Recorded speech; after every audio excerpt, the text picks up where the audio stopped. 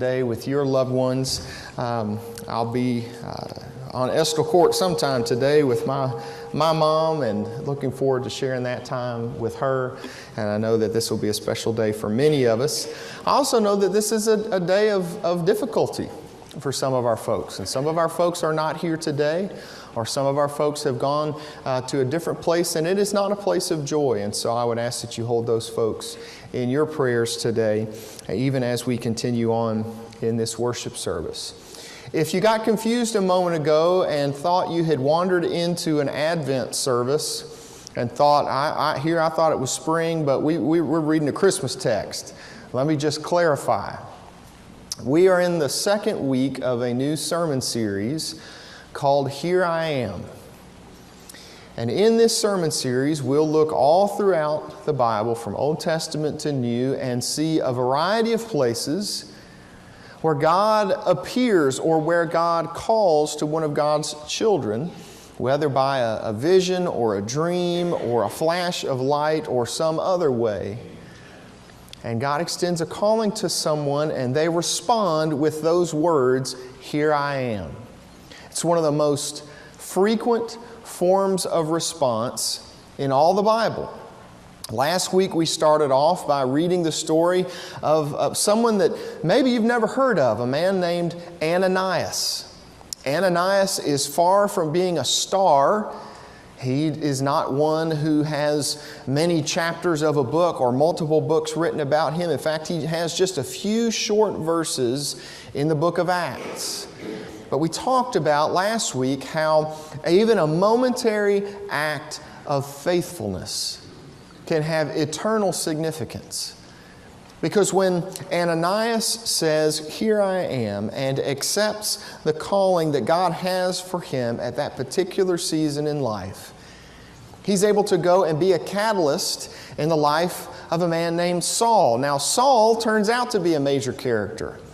After his name is changed and they start referring to him as Paul, and later on as the Apostle Paul, he is one who writes half the New Testament, plants churches all over the ancient Mediterranean world, and is a major figure.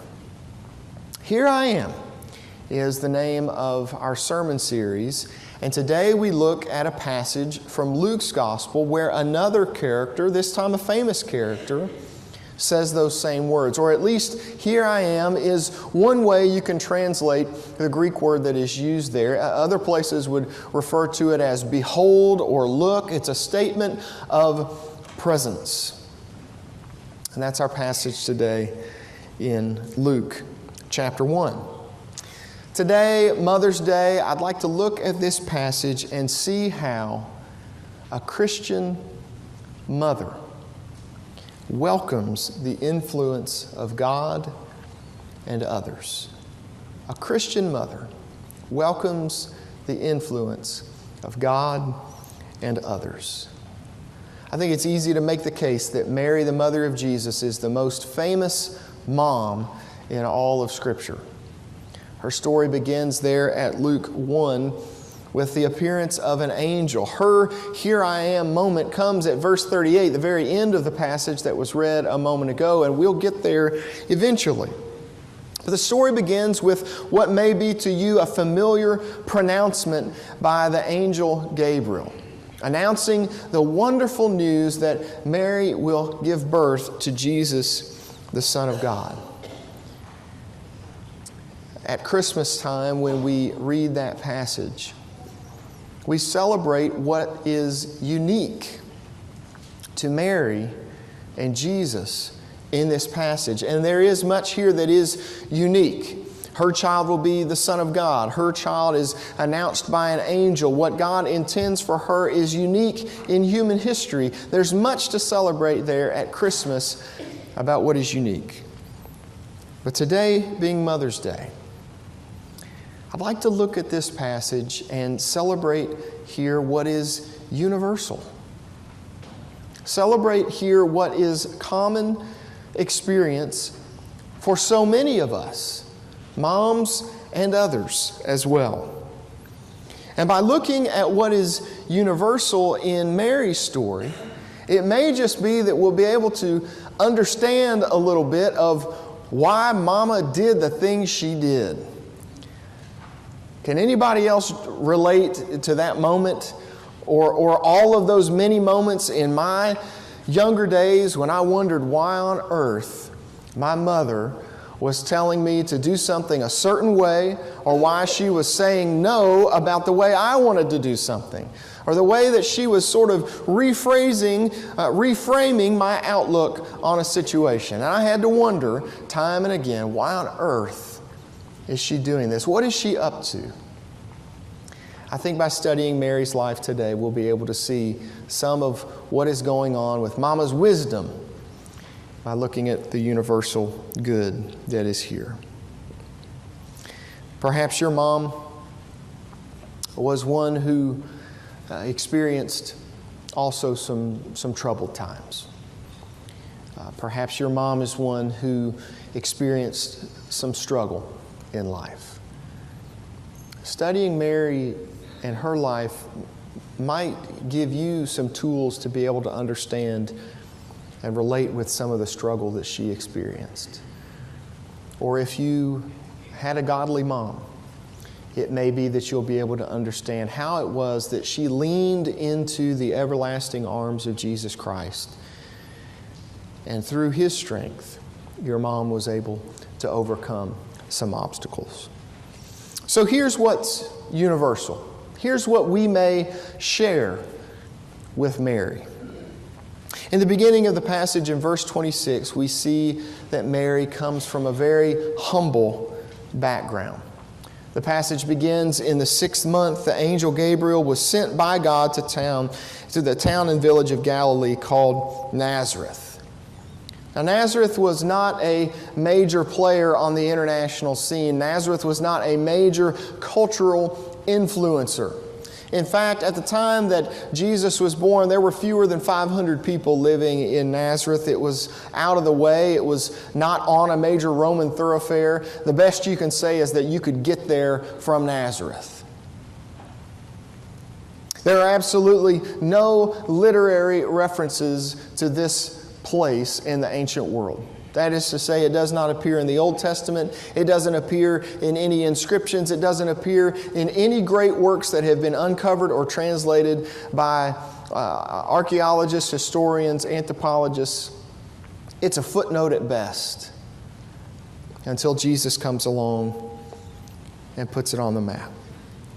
In fact, those who have gone there trying to excavate what the ancient center might have looked like have discovered that most of the people who lived in Nazareth probably lived in caves or in little areas that they would etch out of the rock as an extension of a cave. Elsewhere in the New Testament, the few places where Nazareth is even mentioned, people who are from Nazareth are mocked. They're referred to as what we today would say hicks or rednecks. They're mocked for being of humble background. I don't know about you, but I can find some common themes with my life with her humble beginnings. And yet that humble background has no bearing on what Mary hopes for her son. Just because she's from the middle of nowhere, just because she doesn't have any background of renown, doesn't stop her from dreaming great dreams and wanting great accomplishments for her son. Verse 32, she shares in the expectation that is shared by moms everywhere. Doesn't matter if you are born in great wealth or if you are born in squalor.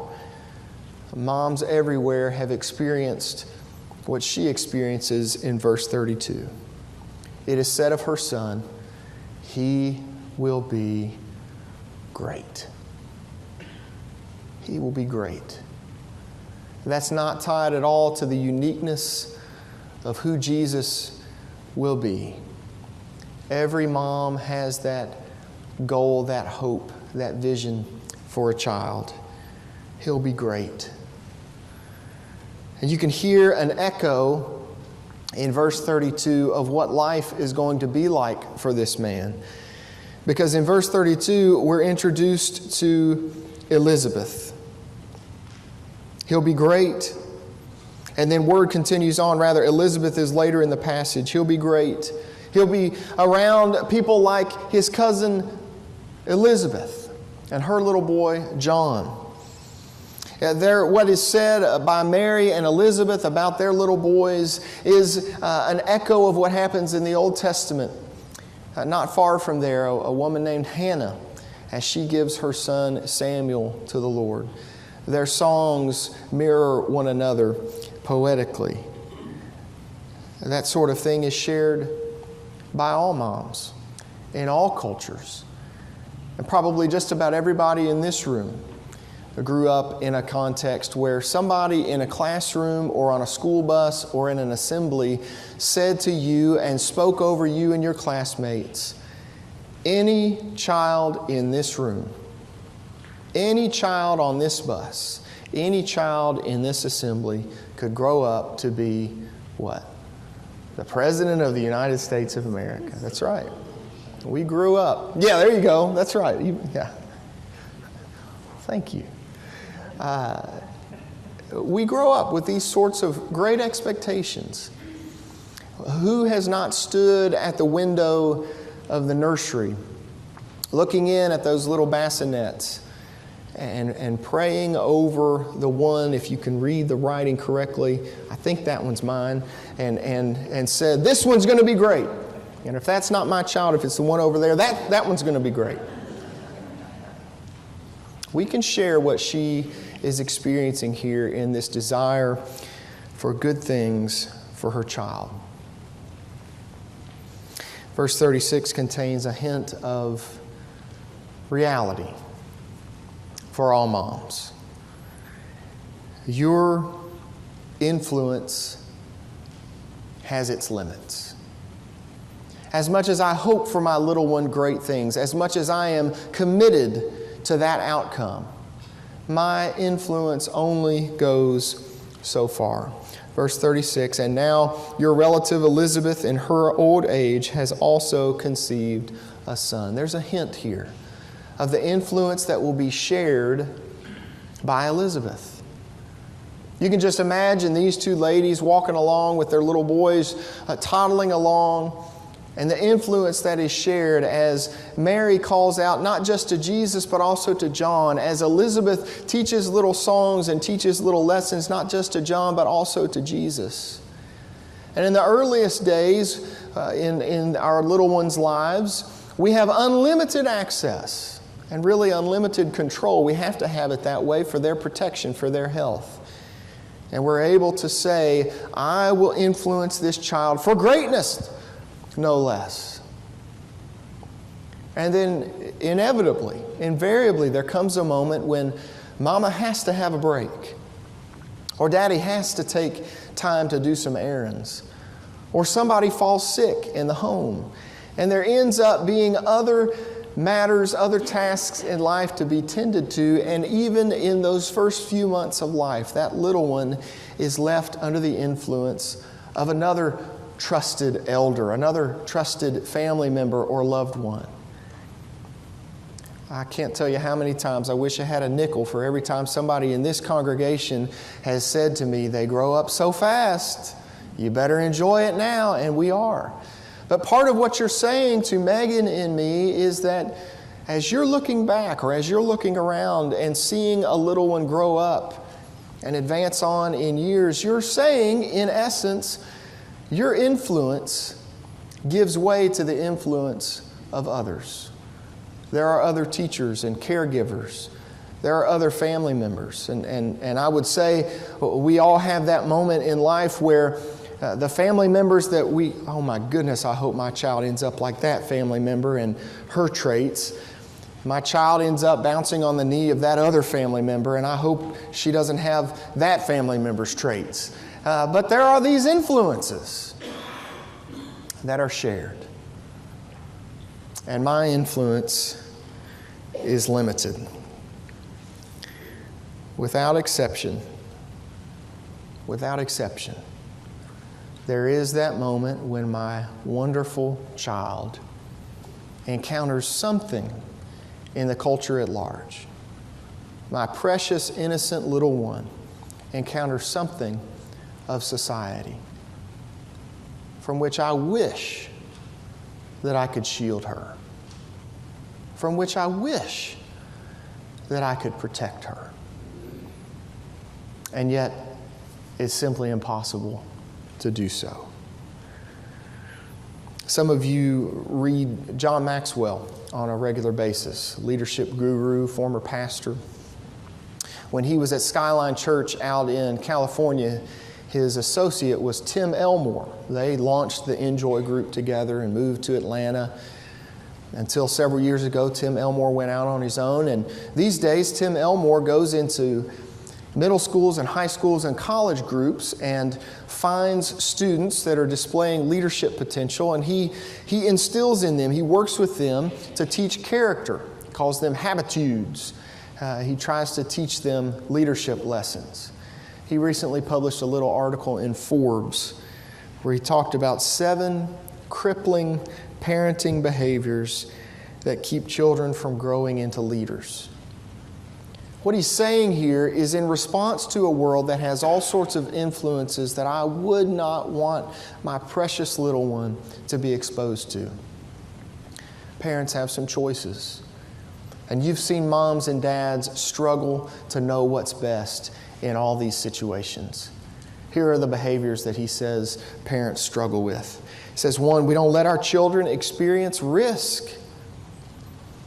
Brooksy had her first big boo-boo, and no quicker had those knees healed up than she fell and tore the scabs right off again the very day.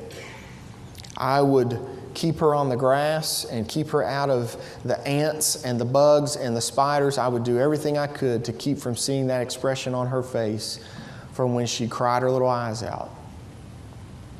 And that would ruin her if I kept her from skinning her knees all her life. Secondly, Elmore says, we rescue too quickly. Oh, I think she's probably going to fall right over there, so I'm going to head her off. That won't work either. We rave too easily. That was wonderful. Well, it was actually average. We let guilt get in the way of leading well.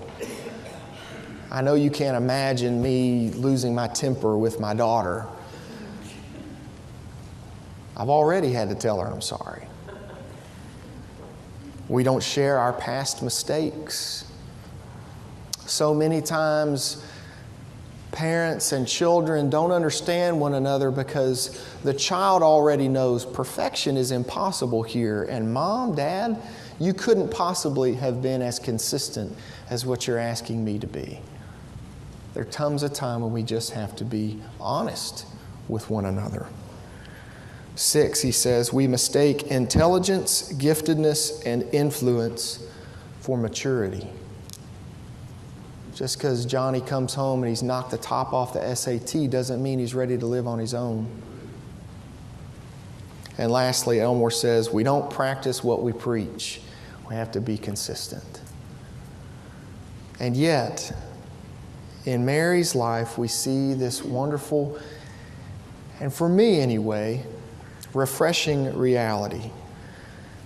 You will have influence on your child, but you'll share it with other folks. And so you need to plan accordingly. And this is where Mary's influence becomes so wonderful. Verse 37. Nothing will be impossible with God. Nothing will be impossible with God. We'll face some obstacles. We'll face some moments where everybody leaves the kitchen table scratching their heads and asking, what in the world just happened in our family? Yet nothing will be impossible with God. Mary leaned in and listened to all that her faith tradition had taught her. And like Mary, a Christian mother welcomes the influence of God and others. I wouldn't overstate the importance of the influence of the local church. You've heard me tell the story before of when my grandfather died. My daddy was 6 years old, and it was the men of First Baptist Little Rock that took him fishing and taught him how to do all sorts of things. It was his RA leaders that said, you're going to go to college one day. It was the men of that church that took him in, took him under their wings. It was the uncles and the grandparents. It was those folks who came in around him and showed him what it meant to be a Christian gentleman. That's the role of the church. If you ever wonder about a consistent moral influence in the life of young people, please take a serious look at the calendar in the life of this congregation. There is consistently something available all year long, whether it follows the school calendar or whether it follows the event calendar of the summer, that offers a moral influence to your child. I can remember time after time, and I never caught on when my buddies' parents who would be leading youth group, or a young person's mom who would be leading Sunday school, would say something exactly the way Dad said it at home. I never caught on to that. I never figured out what was going on when other leaders at church would say something that completely supported what my parents were trying to get into my head at home. Never figured that out, how it was that they got each other's back all the time in providing a consistent moral influence on me. I never understood how it was when I came over here to sing with Jennifer and Callie and the folks that I grew up with in the youth group of this church. And folks like Gwen and Ken would say things exactly the way my folks said them in my home. And that's the wonderful thing that growing up in faith community can do. If you find yourself, or if you know someone who is overwhelmed by the pressures of raising kids in this society, please don't miss out on the consistent shaping moral influence of the good folks in the life of this church. You can see how it sticks through a child in the spiritual discipline that Jesus of Nazareth lived with all his days. One of the hallmarks of his ministry was that he was a rabbi. That is to say, he was the teacher, interpreter, preacher within the local synagogue where he went week in and week out. As much as he was reframing, as much as he was changing, he never got away from the local synagogue. In closing today, I want to say just a couple of words about response. It is Mother's Day. Just about everybody here has some sort of commitment on your calendar for today. What I want to encourage you to do is this. If you're going to see Mama today, I don't know how your family expresses love. I don't know if it's verbally, non-verbally. I don't know if it's acts of gifts, physical affection. I don't know how you express love. But I'm going to ask you today,